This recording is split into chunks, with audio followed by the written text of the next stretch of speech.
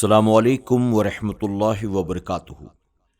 میرے پیارے آقا علیہ الصلاۃ والتسلیم کے پیارے دیوانوں، خاتون جنت حضرت فاطمۃ الزہرا رضی اللہ عنہا کی کنیزوں، عورتوں کی حکایات کے چوتھے ایپیسوڈ میں آپ تمام کا استقبال ہے۔ الصلاۃ والسلام علیک یا حبیب اللہ،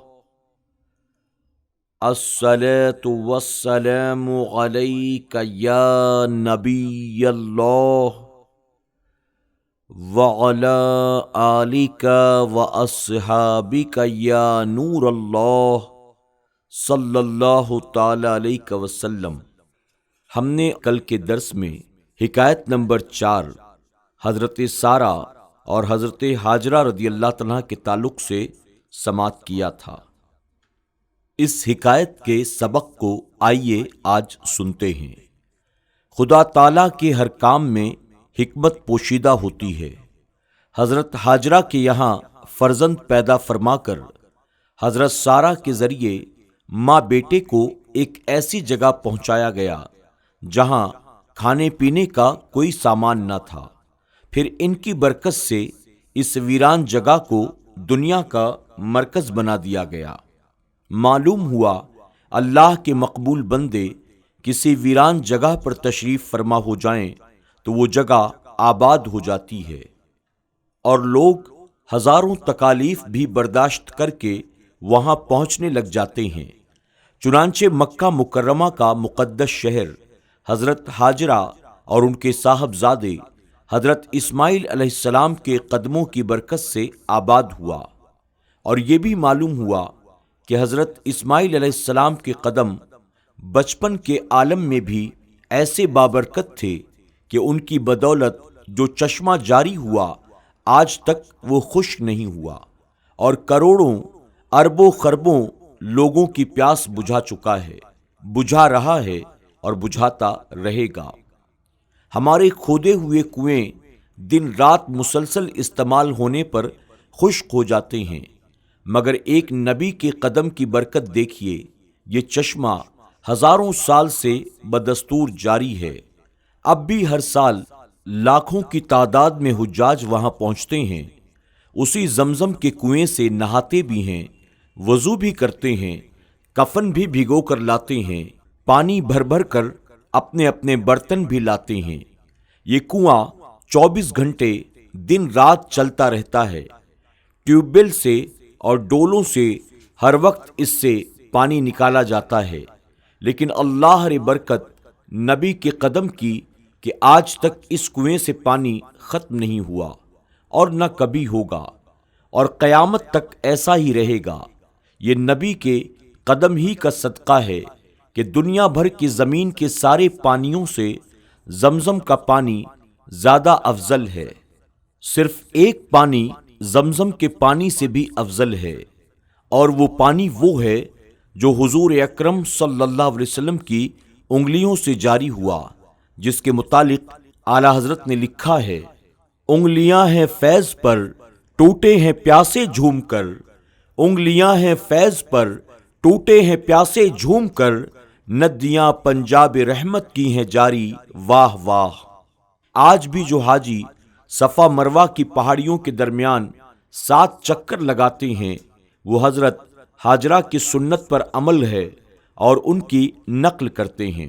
اسی طرح حج کے دوران میں کعبہ شریف کا طواف، حجر اسود کو چومنا حضور اکرم صلی اللہ علیہ وسلم کی ادائے مبارک کی نقل ہے۔ مینا میں شیطان کو پتھر مارنے حضرت ابراہیم علیہ السلام اور اسماعیل علیہ السلام کی نقل کرنا ہے۔ معلوم یہ ہوا اللہ کے مقبولوں کی اداؤں کی نقل کرنا اللہ کی عبادت ہے۔ بعض لوگ جو غیر اللہ کی رٹ لگائے پھرتے ہیں، وہ بتائیں یہ کیا بات ہے کہ حج میں نقل ہو اللہ کے مقبولوں کی اور عبادت ہو اللہ کی۔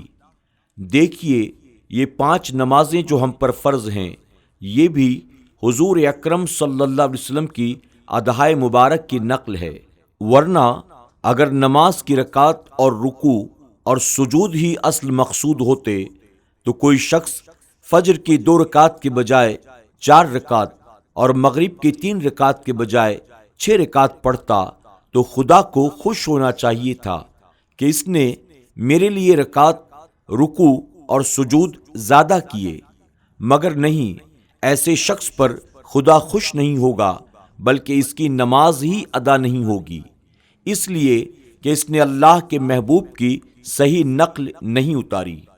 اللہ کے محبوب نے فجر کی 2 رکعتیں پڑھیں، حضور اکرم صلی اللہ علیہ وسلم نے مغرب کی 3 رکعتیں پڑھیں، تو اللہ رب العزت کو بھی 3 رکعتیں ہی محبوب ہیں، اس لیے کہ اللہ رکعت کو نہیں دیکھتا، اپنے محبوب کی اداؤں کو دیکھتا ہے۔ اس لیے حضور اکرم صلی اللہ علیہ وسلم نے ارشاد فرمایا، نماز ایسے پڑھو جیسے مجھے پڑھتے ہوئے دیکھتے ہو۔ ثابت ہوا کہ جملہ فرائض فروع ہیں، ثابت ہوا کہ جملہ فرائض فروع ہیں، اصل الاصول بندگی اس تاجور کی ہے۔ حکایت نمبر 5، زلیخا۔ حضرت یوسف علیہ السلام جب قید سے رہا ہوئے تو آپ نے اسی خوشی میں 1 مہینے تک لگاتار کھانے کا انتظام کیا اور لوگوں کو جمع کر کے ہر چھوٹے بڑے کو دعوت دی۔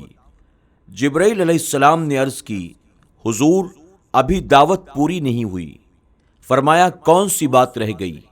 کہا وہ دیکھیے، کھجور کی جھوپڑی میں ایک اندھی بڑھیا بیٹھی ہے، اسے کھانا نہیں کھلایا گیا ہے۔ فرمایا میں ابھی بلاتا ہوں اسے۔ چنانچہ آپ نے اسے بھی بلانے کے لیے ایک آدمی بھیجا۔ بڑھیا نے قاصد کی زبانی یہ کہلا کر بھیجا کہ یوسف خود میرے پاس آئیں۔ پھر فی البدیہہ یہ شعر پڑھا جس کا مفہوم، تم نسیم کو قاصد بنا کر میرے پاس نہ بھیجو، کیونکہ مجھے نسیم سے تم پر رشک آتا ہے۔ قاصد بڑھیا کا جواب سن کر پلٹا اور جا کر یوسف علیہ السلام تک بڑھیا کا جواب پہنچا دیا۔ حضرت یوسف علیہ السلام اٹھے اور اس کے پاس جا کر کہنے لگے، اے بڑھیا، ہماری دعوت قبول کر کے مجلس کی رونق کو بڑھا دو۔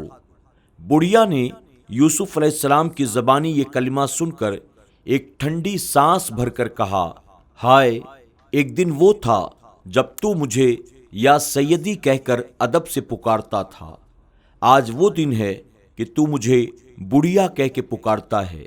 میں نے اپنا بے گنتی مال تجھ پر نچھاور کیا اور تیرے قدموں کے تلے بیش قیمتی موتی بچھائے۔ زلیخا کی ان باتوں کو سن کر یوسف علیہ السلام نے شاہانہ سختی سے فرمایا، یہ کیا گستاخی ہے؟ بڑھیا نے کہا، یوسف میں زلیخا ہوں۔ اس حیرت انگیز انکشاف کا یوسف علیہ السلام کے دل پر بڑا اثر ہوا، آپ رونے لگے۔ زلیخا وہاں سے اٹھ کر مجلس دعوت میں آئیں اور تمام لوگ اٹھ کھڑے ہوئے۔ حضرت یوسف علیہ السلام نے ایک قیمتی پوشاک انہیں پہنائی۔ زلیخا نے کہا، میرے قبضے میں اس سے بہت کچھ بڑھ کر تھا، اگر دلی مقصد اس وقت برلائیں تو بہتر، ورنہ میں اپنی جھوپڑی میں چلی جاؤں گی۔ فرمایا وہ کیا مقصد ہے؟ بولی، میری گئی ہوئی جوانی اور آنکھوں کی روشنی واپس آ جائے اور آپ مجھے اپنے نکاح میں لے کر مجھے عزت بخشیں۔ یوسف علیہ السلام کچھ سوچنے لگے کہ جبرائیل امین حاضر ہوئے اور عرض کیا، خدا فرماتا ہے ہم نے تیرے لیے اس کی جوانی اور بینائی واپس کر کے اسے عظمت بخشی، اب تو نکاح کے ساتھ اس کے سر پر عزت کا تاج رکھ۔ آپ نے دیکھا زلیخا جوان اور بینا ہو گئیں، آپ نے ان سے نکاح کر لیا۔ سبق معلوم ہوا کہ زلیخا کو اللہ کے پیغمبر سے سچی محبت تھی اور وہ آپ کی جدائی میں بوڑھی اور نابینا ہو گئی تھیں۔ اللہ کے پیغمبر کے ساتھ اس سچی محبت کی بدولت وہ جوانی اور بینائی جو جا کر کبھی واپس نہیں آتی، اللہ تعالیٰ نے آپ کو واپس کر دی اور اثر نو نور و شباب سے مشرف فرمایا اور وہ یوسف علیہ السلام کے نکاح میں آ کر پیغمبر کی بیوی بن گئیں۔ یہ بھی معلوم ہوا کہ جن سچے مسلمانوں کو حضور اکرم صلی اللہ علیہ وسلم سے سچی محبت ہوتی ہے ان کے چہروں پر نور برستا ہے، اور ان کی شان یہ ہوتی ہے کہ جب انہیں دیکھا جائے تو خدا یاد آ جاتا ہے، اور وہ لوگ حضور صلی اللہ علیہ وسلم کا نام سن کر انگوٹھے چوم کر آنکھوں سے لگا لیتے ہیں۔